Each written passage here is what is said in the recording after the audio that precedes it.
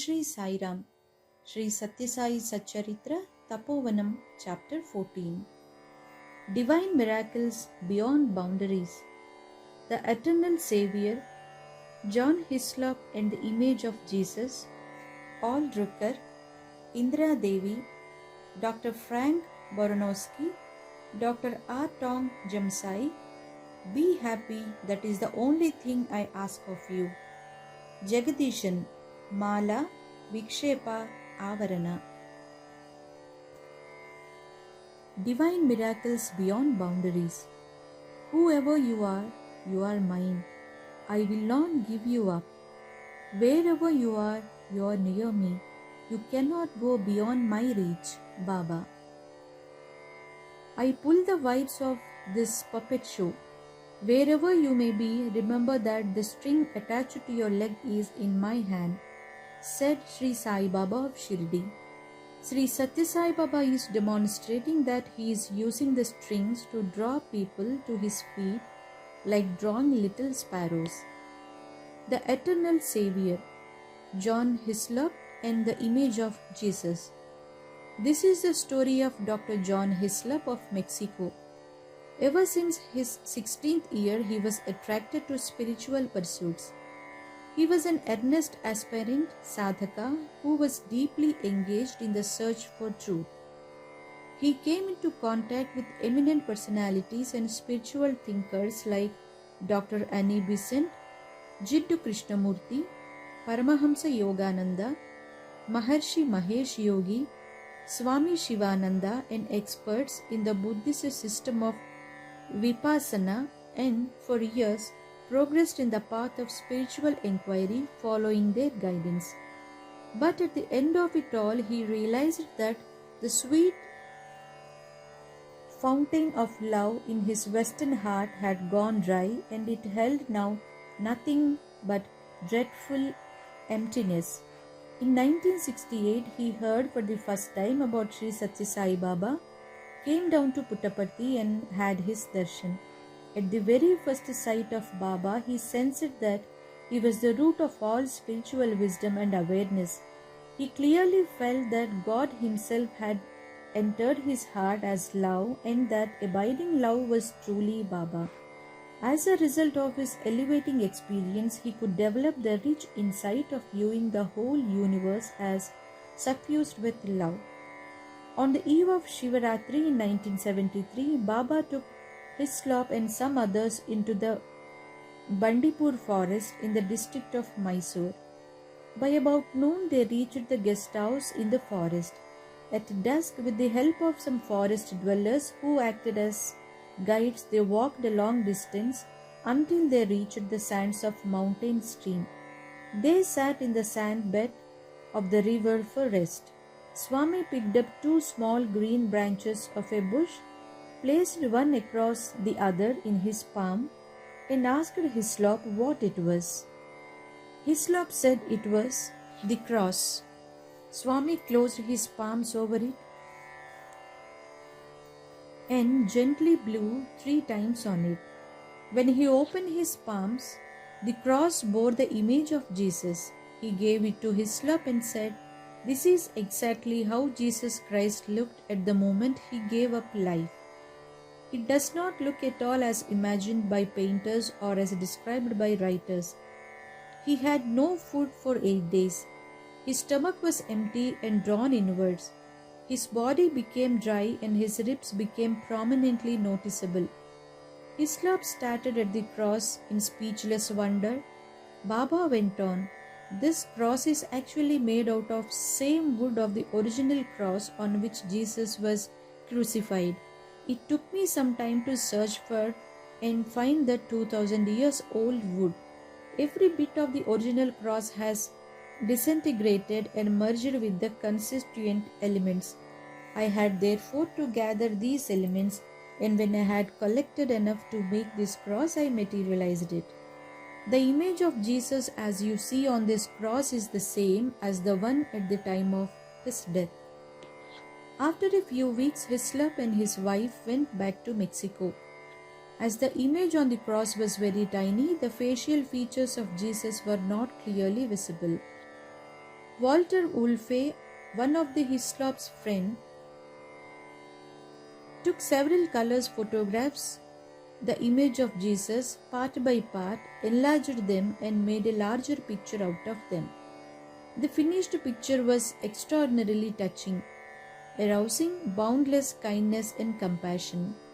The photographs were all arranged on a table so as to reveal the intricate and minute carving of the image. Viewers wondered at the creative power of Bhagavan Sri Satya Sai. Until that day, the sky was absolutely clear all along the Mexican coast. But all of a sudden, without any warning, a terrible lightning flashed amidst dark clouds. Strong winds gathered speed in a few moments and threatened to smash the window panes. Door curtains were flying. In the midst of this chaos that developed all of a sudden, Mrs. Hislop recalled, "It is now 5 p.m. and today is Friday, the same day and time of Christ's death by crucifixion. What is happening now before our very eyes had been described in the Bible too." She produced a copy of the Holy Book and read the relevant section. At the moment Jesus died on the cross, there was a great storm with thunder and lightning filling the sky. The decorated hangings of pictures and photographs on the wall in the room flew away. Everyone present there in the home of Hislop felt delighted at witnessing a phenomenon too wonderful for their imagination. On the next day, the San Diego Tribune reported the heavy storm that had suddenly occurred quite unexpectedly. Hislop and his wife felt that there must be some sort of relation between the sudden recurrence of the out of reason storm that had reportedly occurred 2000 years ago and the cross materialized by Bhagavan Sai Baba. When Dr. Pani Banda reported this incident to Swami, he confirmed that the incident had actually occurred and that they were truly relates as guessed by Hislop and his friends. Indira Devi. Born a Russian, Indira Devi had mastered yoga from India. She discarded her original Russian name, Dr. Mrs. Kenyer, and assumed the Indian name of Indira Devi. She used to teach yoga in her ashram in Tecate in Mexico. When she was 60 years old, she happened to meet Howard Moffett in Madras and heard from him for the first time about Sri Satya Sai Baba. She was not particularly impressed. Once, while in Mumbai, she happened to see the treatise Bhrigu Samhita, which was in the possession of Chaya Shastri Kantilal Pandya. She looked for and found that was written about herself in that book. She read, "Because of the punyam accumulated in your earlier lives, you are about to have darshan of some exalted personage. Even at this moment you are under his protection." The account further clarified, exalted personage means God. In 1966, when she was in her 66th year, she had the darshan of Sri Satya Sai for the first time. At the very first sight, she developed strong faith and belief in Swami's divinity. Swami gave her an interview and asked her what would she decide to have. She did not ask him for worldly wealth or even salvation. She simply prayed, "Swami, please light up the spiritual lamp in my heart." Swami materialized and gave her a locket and vibhuti and assured her, "Whenever you need anything, ask me. Irrespective of the physical distance between us, I will hear your prayer. I will always be with you." There occurred once a vast fire in the Mexican mountains that destroyed thousands of houses and many acres of forest. It was feared that the conflagration might consume the Sai institutions in Mexico and the USA. Unable to withstand its fury, many people abandoned their homes and possessions and fled for their life. Traveling by car, they reached the top of a mountain and took refuge in a house. They spent hours there praying to Sai Baba. The fire raged below them all around the mountains. After it died down at last, they returned fearing the worst. To their relief and surprise, they found that the Sai Nilayam of Indira Devi was unscathed even though everything around it was completely gutted. The unscathed Nilayam, untouched by fire, stood in all its beauty and splendor. Even the white carpet in the prayer hall remained as beautiful as ever. They felt that Baba had personally stood guard at the place and safeguarded the Nilayam. At the precise time this daunting fire was raging, Indra Devi was in Chicago giving a discourse about Bhagavan Sri Sai Baba. She saw the ravage and severity of the fire on television. She also read in the newspapers that the fire had occurred quite close to her Sai Nilayam. But she was not at all worried. She thought, it belongs to Bhagavan. He will do with it as he wishes. If it is his will that it should burn down, so it will. True to her steadfast faith, the institution remained absolutely safe. A few days later, she received an invitation from Baba to come over and inaugurate the Women's College in Anantapur.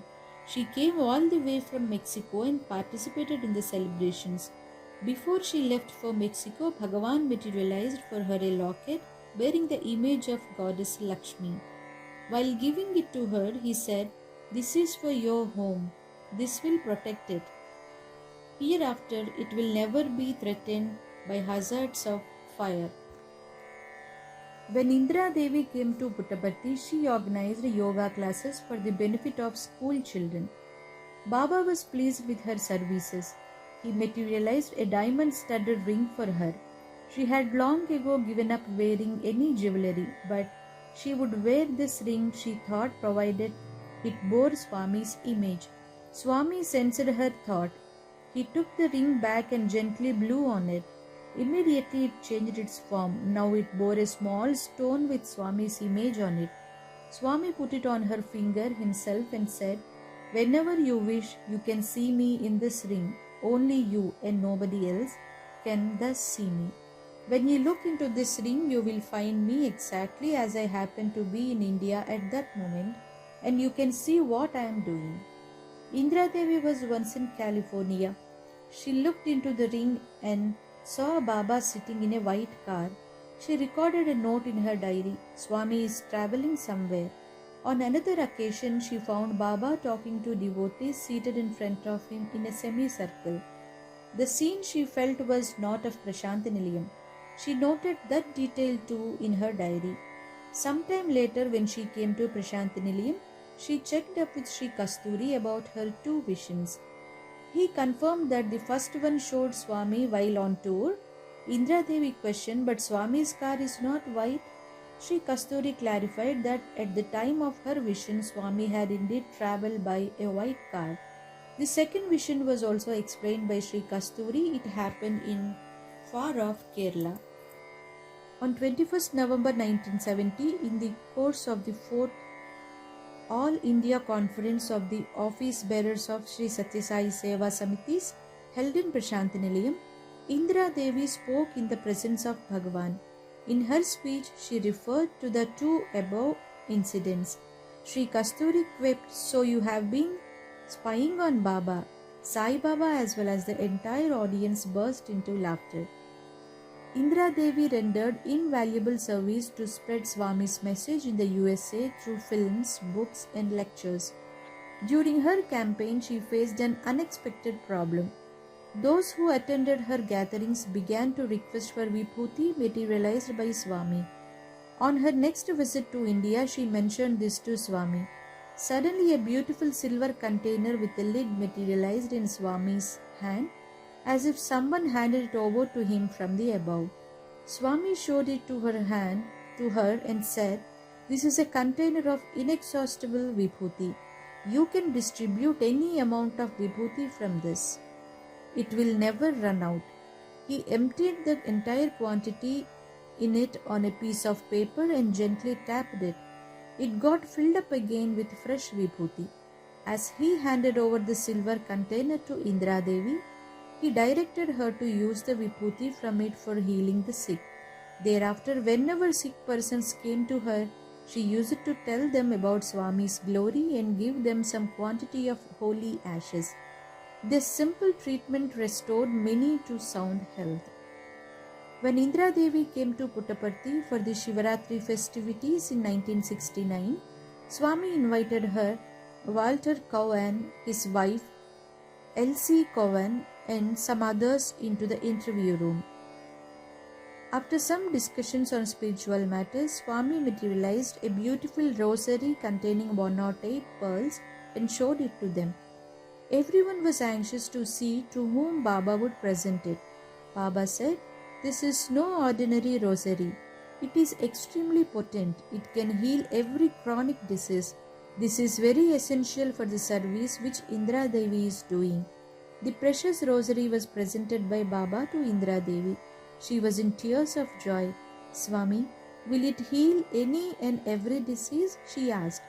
Baba replied, "Except those caused by evil karma deeds inherited from earlier lives, it heals every disease. Even I will do nothing for those who suffer from inherited karma." Attendance at the bhajans in Indra Devi's yoga center began to grow. Many of them used to press her to initiate them into some sacred mantra. Unable to cope with such insistence, she once took her problem to Swami. He advised her the most important of all mantras is Om, but as you know, it cannot be given to any and every person. When someone asks for initiation into mantra, look at me in your ring and ask me. Whatever mantra comes to your mind at that moment, give that to the seeker. It shall become the mantra coming from me. With these words, he granted her the spiritual authority and competence to initiate devotees into holy mantra. Indra Devi was blessed thrice over. Firstly, she was blessed to be able to Swami's darshan any time of her choice. Secondly, she was blessed with the power of heal the sick.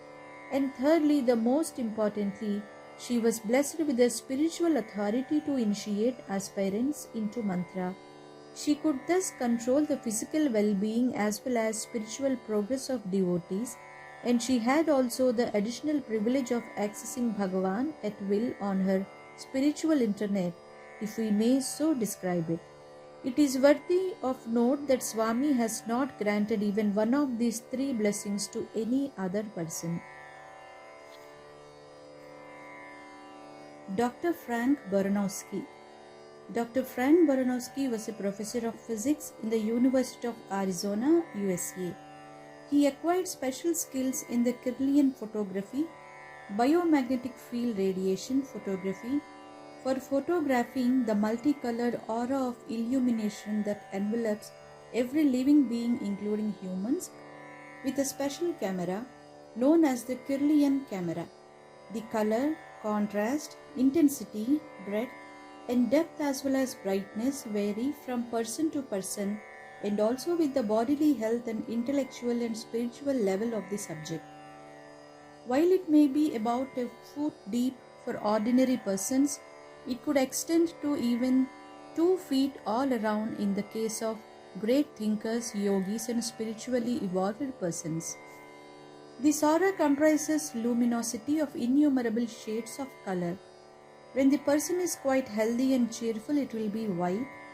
When he is in a mood of affection, pity, or compassion, it will be bluish. When the mood is of intense love, the color turns rosy. In anger and hatred, it becomes red. Moreover, this illumination is not ordinarily visible to the naked eye. 1 in a million might have the gift of seeing it. But with the Kirlian camera, the aura can be clearly photographed. In fact, even the changing mood of the subject can also be seen in such pictures. Dr. Baranowski used the Kirlian camera for taking photographs of auras of thousands of world leaders, kings, queens, holy persons, and religious heads. He did not come across any person with aura exceeding 2 or 2.5 feet in breadth. Dr. Baranowski had read some books about Baba in America. He heard about his divinity, but he did not form any firm faith in him. On the Christmas day of 1977, he happened to visit a certain home. Members of that family, being Sai devotees, were celebrating Christmas singing Sai bhajans.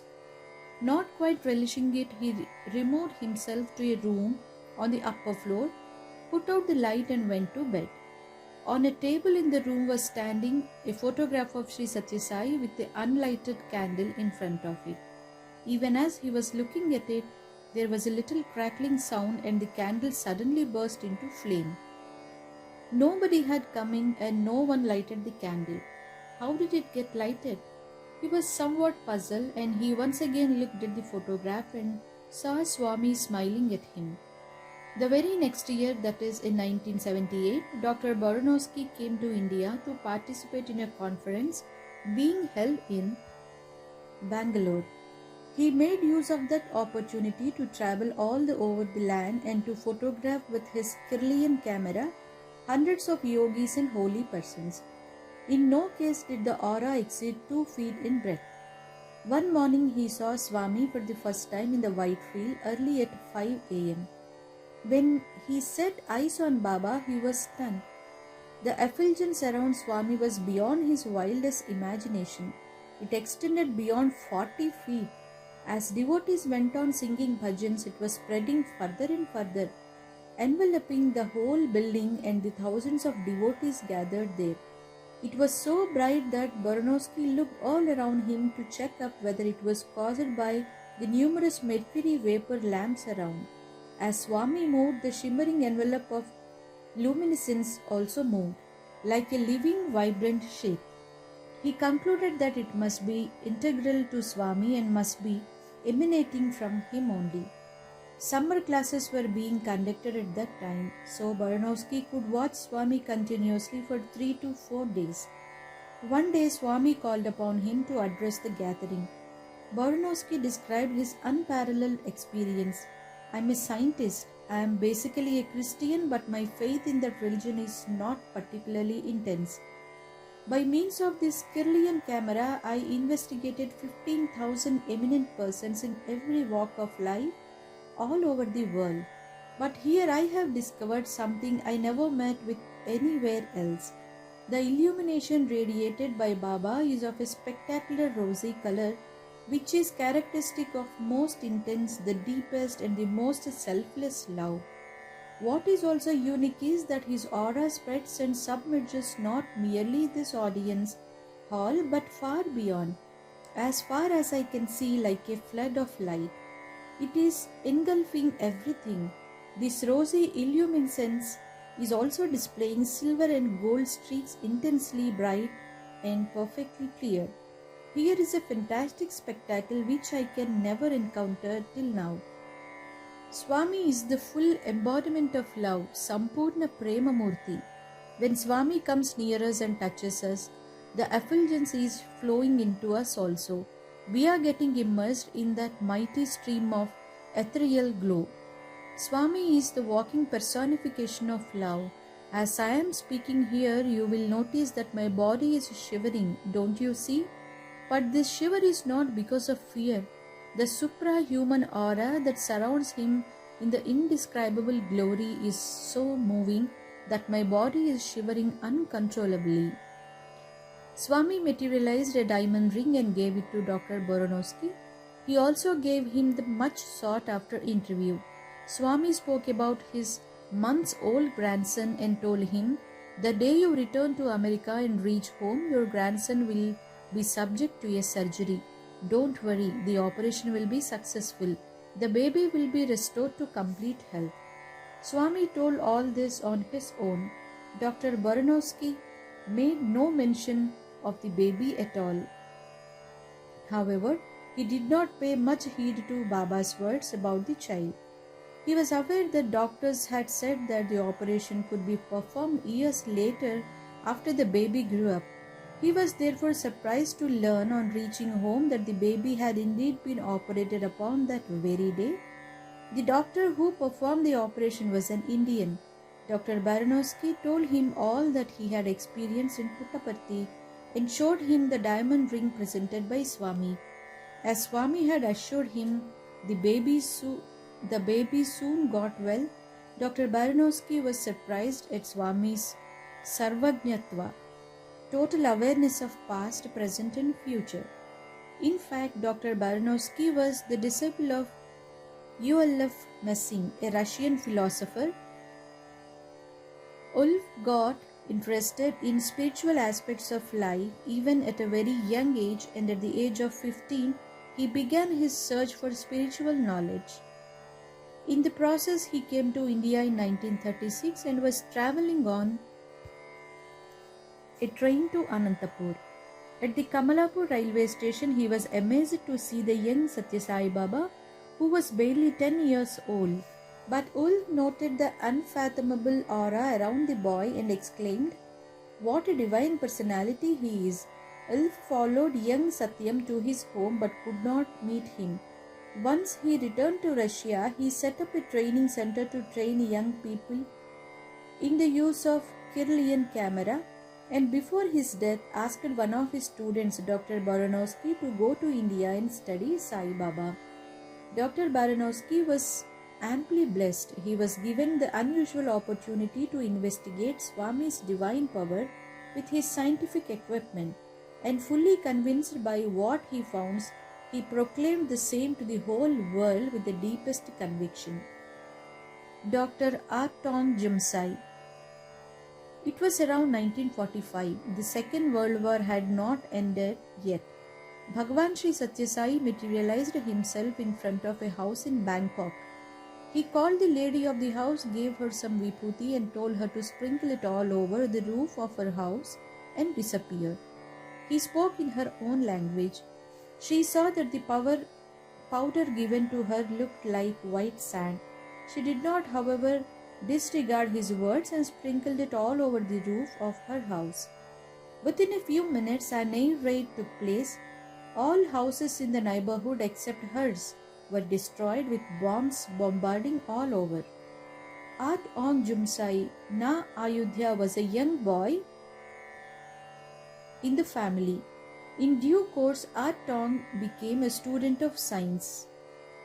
He obtained a doctorate degree from the Imperial College of Science and Technology. He worked as an advisor to some ministers in his country. He rose high in the profession echelon. In 1971, NASA of USA advertised for the post of scientist in connection with its project of sending an unmanned space vehicle to explore Mars. Tong applied and got the job. The project was to land a vehicle safely on the surface of the planet, overcoming all odds, and to collect material from the planet's surface for investigating in NASA. Tong was given the task of planning and designing the equipment needed. Arrangements were made to build a model of Mars in the laboratory with similar characteristics, a model of the rocket and the surface lander, and to carry out investigations. Funds required for the entire project were be provided by NASA. In a few months, Tong was able to develop the needed equipment that was to be tested in the laboratory. But as had earlier been feared, the landing unit burned off as soon as it entered the Martian atmosphere. After some more months, Tong built another, but that too met the same fate. It went on for several times. The whole project seemed doomed. Enormous outlays of money went to waste. Poor Tong did not know what to do. He felt terribly depressed. Finally, he could make a successful one. It was successfully completed laboratory test without any hitch. A life-size rocket, which was named Viking, was readied and it in due course launched. It was successful and samples of materials from the Martian surface could be obtained. Long realized that more than his own efforts, it was an invisible hand that helped him in his success. Following this, he abandoned the pursuit of science and busied himself with the search of God. Together with his mother, he came to India and arrived in Whitefield. Bhagavan asked Tong to work in the Satya Sai organizations and spread spiritual education linked to human values. Soon enough, some dramatic events happened. Tong was totally engrossed in Swami's activities. He had no time to look after his own factory in Bangkok. One day the security guard was sleeping in his room at his entrance. He had bolted the door from inside, but despite that, Bhagwan Sri Satya Sai entered the room, woke him up and bade him to attend to his duty properly. He spoke in the Thai language. The guard was understood his instructions well enough, could not imagine how this stranger could enter the room even though its door had been bolted from inside. Next day too, the same thing happened. When the head of the factory, Artong, arrived, the security guard told him everything that happened, apologized for his lapse and added that the whole incident was quite baffling and inexplicable. He then noticed the decorated photograph of Bhagwan Sri Satya Sai in Artong's room. He told his master that it was this person who entered the guard room in the night and alerted him. A few days later, Artong arrived at Smt.Malladi. Bhagwan was giving a discourse on the need of linking educational systems with human values. In the middle of his discourse, he invited Artong to the dais and to speak. In his talk, Artong described his great experience and how Swami has been kind to him with his loving care and affection. From that day onwards, Dr. Artong Jumsai, the distinguished scientist, has been fulfilling himself through serving the divine mission of Bhagwan, disseminating the nectar-sweet spiritual precepts of Swami in the West with renewed dedication and with stronger faith. In 1998, Dr. Artong started the Institute of Satya Sai Education in Bangkok to propagate the ideas of Sri Satya Sai education in human values. The institute has organized an international conference in September 2000 on strengthening values education in Smt.Malladi, in which 650 educators from as many as 78 countries of the world participated. Swami blessed several participants not only with valuable diamond rings but also with several inspiring addresses. Be happy, that is the only thing I ask for you. John Sinclair was a multimillionaire belonging to the state of Connecticut in USA. At one stage of his life, he was caught in a maze of business problems that destroyed his mental peace. One night, as he sat in his room, he prayed to God, "I do not know where you are and what you look like. I know only one thing, that is, that you do exist. Please help me." He prayed most earnestly and in total surrender. From then on, he began to notice that God's invisible hand was protecting him. One day he noticed someone walking through the inner hall in his home between 2 a.m. and 3 a.m. He stared steadily. The person stood unmoving. John Sinclair did not understand who he was and what was he there for, but he could recognize that he experienced some vague sense of happiness and joy that was indescribable. In a similar manner, he had the same vision on another night. He was sure that it was no dream, it was starkly real. Sinclair went to the spiritual center, Adhyatmik Kendra in New York, and mentioned his recent experiences to someone there. The person said, "Just a minute please," went inside and returned with a small packet of vibhuti in his hand, and as he gave it to Sinclair, uttered Sai Ram. He also spoke at length about Bhagwan Sri Satya Sai and assured him that it was Swami who had given darshan to him. Sinclair was deeply touched. He was but a mere businessman in far-off America. His knowledge of anything spiritual was next to nothing. He had not read even a single book about Sri Satya Sai Baba, yet the Lord had visited his home in person and granted darshan to an insignificant person like him. In his mind, he felt that at the lotus feet of Swami at the moment, his heart began yearning for Bhagavan's grace and for Bhagavan's love. Very soon, it grew and assumed unbearable intensity. As a consequence of that unbearable yearning to Baba and also Baba's compassion, Sinclair set off for Smt.Malladi. On arrival, Swami invited him into the interview room and said, "I came twice to you." Sinclair stared at Swami in bewilderment. Swami continued, I have done a lot for you. I have given plenty to you. Even then you have no peace. Why don't you do something for Swami? When he heard Swami's words, Sinclair was prepared to give whatever Swami asked for. He said, Surely, Swami, most certainly. Swami smilingly told him, Be happy always. That is the only thing I ask of you. Sinclair was stunned to hear that Swami desired of him nothing but his own well-being. Speaking in the magnificent Purnachandra Auditorium on the auspicious Guru Purnima Day in 1993, Sinclair said, When I was a young boy being brought up as a Christian, I used to feel miserable that I was born 2000 years after the departure of Jesus Christ. Someone has truly heard my cry of agony. Here is sitting that very God who had sent Jesus to us. Sinclair also recounted a couple of miraculous incidents. A few months before my arrival in Prashantinilayam, I had to make a business trip to another place. I told my wife that I would pilot my helicopter myself. She tried to dissuade me. Your mind is very much distracted nowadays because of your business problems. Why don't you engage a professional pilot?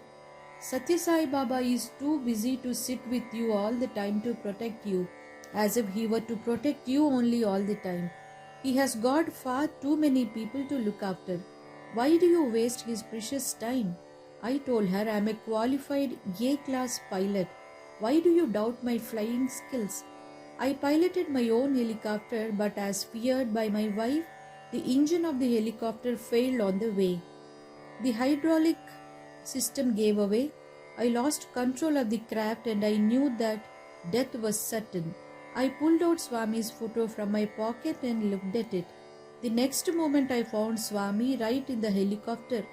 He piloted it skillfully and landed it safely on the flank of a hill. He opened the side door, pulled me out carefully, pushed the helicopter away and disappeared. That is how Bhagavan has been saving me, time after time, drawing me closer and closer to his lotus feet. I will now describe to you a more astonishing incident. That woman who is sitting in the front row here in this gathering is Marlene Sinclair. She is an expert horse rider. She acquired a fine horse and rode it and also trained it for competitions.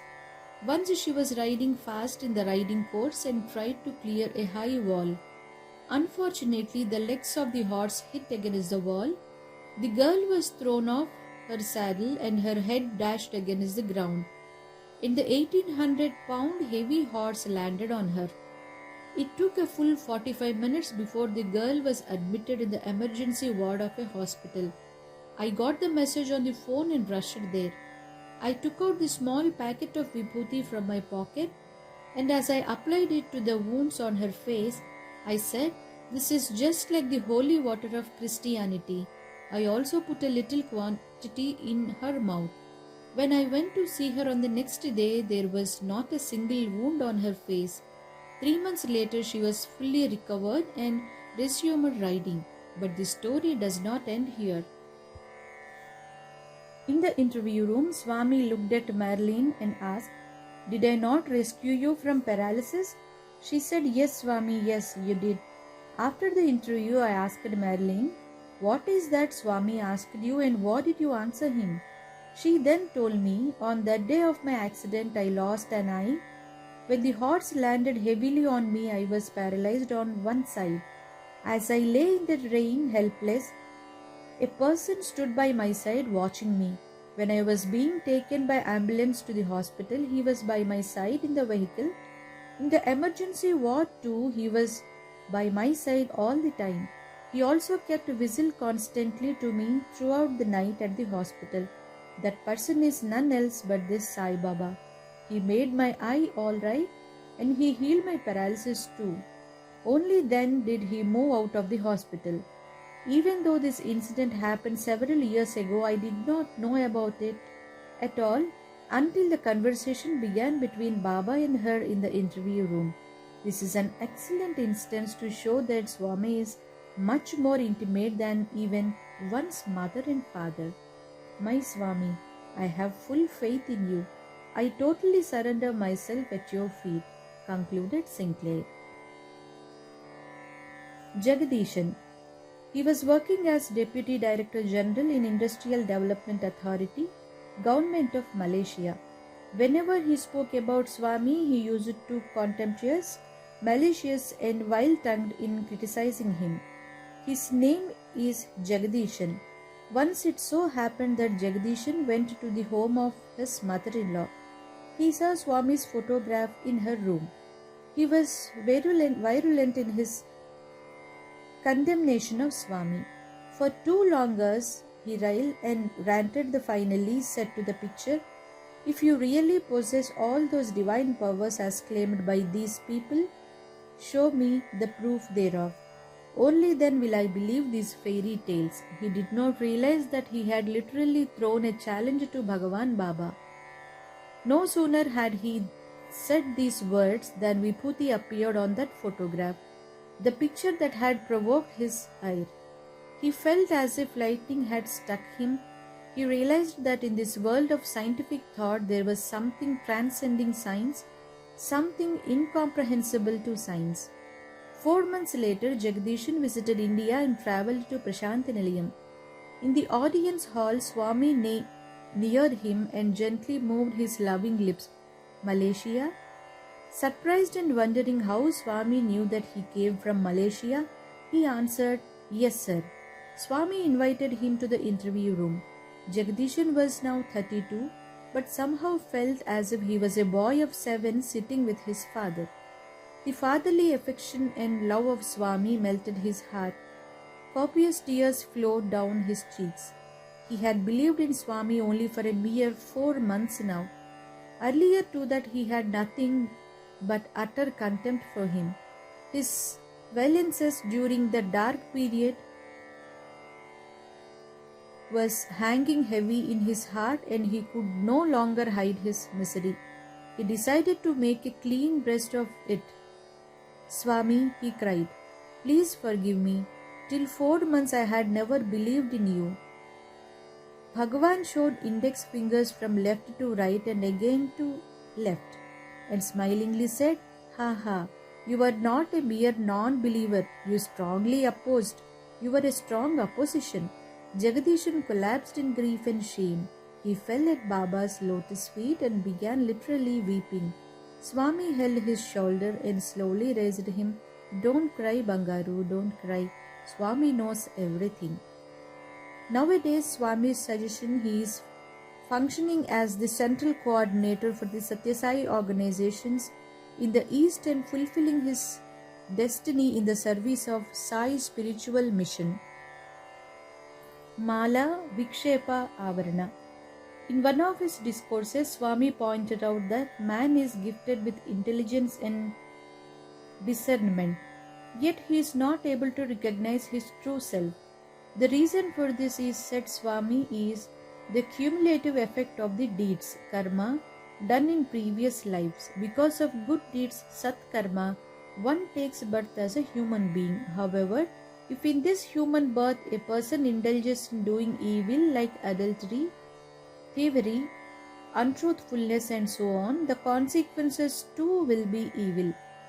These are of 3 types of evil nature, Mala, Vikshepa and Avarana. These obscure the spiritual vision of man and prevent him from recognizing the glorious form of his own true self, Swaswarupa Jnana. Swami then proceeded to elaborate what Mala, Vikshepa and Avarana mean. Mala is the cumulative effect of evil deeds done during previous lives. As an instance in point, here is a story. A diamond merchant was going on a business trip. He travelled on horseback and as he rode fast, his bag containing diamonds dropped on the ground unnoticed. 2 friends travelling behind him found it. At the sight of the precious diamonds, avarice took hold of their minds. Each wanted to grab it for himself. While the younger one kept watch over the bag, the other went searching for food. On the way, he got another vicious idea to eliminate his friend altogether. Accordingly, he mixed poison in the food meant for his friend. He came back and told the waiting friend, "Dear younger brother, have your meal first, and while you eat, I will keep watch on the gems." The younger one had his own plans. As the elder one bent over, the younger brother dealt a savage blow on his neck with a heavy sword. Jubilant that he was now the sole master of the gems, he ate his food with relish, but as it had been contaminated, he too died of poison. Although the two friends did get hold of the precious diamonds, they could not derive any benefit from it. It is Mala that led them to evil conduct. The root cause of Mala is evil thought and evil deed, which can be destroyed only through incessantly remembering and thinking of God. There is no other way. Next is Vikshepa, which means lack of steadiness of mind. Ramakrishna Paramahamsa was serving as priest in the majestic temple of goddess Kali in Dakshineshwar. That temple had been built by a pious lady called Rani Rasamani. She visited the temple one day and asked Ramakrishna to sing a song in praise of Devi. While he sang, devotees including Rasamani were moving their heads in tune with the song. Paramahamsa suddenly stopped singing and gave a resounding slap on Rasamani's cheek. He scolded her, "Your body is there, but your mind is elsewhere." On property litigation in the High Court in Calcutta, she was noble and devout, so she took her chastisement in proper spirit as a deserved punishment for her unsteadiness of mind, that is Vikshepa. To distance mind from Vikshepa, there is only one way: relentless practice of concentration and single-mindedness. Now comes our Avarana. I am a student, I am a teacher, I am a Brahmin, I am a Kshatriya, I am a woman, I am a man, and so on. In this manner, a person falls into delusion. I am this body. Ignorance, Ajnan of this kind is Avarana. If you meditate deeply and with discriminate Vivek, you will soon realize that you are neither a student, nor a teacher, nor a Brahmin, nor a Kshatriya, nor a female, nor a male. The reality, the truth is, you are the embodiment of Atma. To recognize this reality is to get over Avarana. A pregnant tigress was crossing a river when she suddenly gave birth to a cub. The mother was swept away by the rushing water, but the cub reached dry ground somewhere downstream and joined a herd of sheep. Mixing with the sheep day after day, in the course of time, it totally forgot its true identity of a tiger. It ate grass as the sheep did. It bleated like a sheep. It completely lost consciousness of its natural and inherent strength and capability. Sometime later, a tiger attacked the herd and noticed the tiger cub in the midst of the herd and was surprised to see it behaving just like a sheep. The tiger caught hold of a cub and dragged it to a water pool. It pointed to cub's image in the water. "Look, you are not a sheep, you are a tiger. Recognize your true identity." Only then could cub learn the truth. The only way to remove Avarana is through total surrender to God, Daivarpana. In his discourses, Swami addresses us as Divya Atma Swarupulara, embodiments of divine Atma. He is thus time and again reminding us of our true identity. He is constantly exhorting to teach one of us, "You are not merely a body of flesh and blood, you are the embodiment of Atma." We realize that Mala, Vikshepa and Avarana can be got rid of by constantly having Swami's name dance on your tongues, that is, by chanting his name all the time, firmly seating Swami on the altar of your heart, and leading spiritual pure lives with the spiritual enlightenment of Swami is blessing us with. Humble homage to the lotus feet of Bhagavan Sri Satya Sai. Om Sri Satya Sai Parabrahmane Namaha. Shanti Shanti Shanti. End of chapter 14.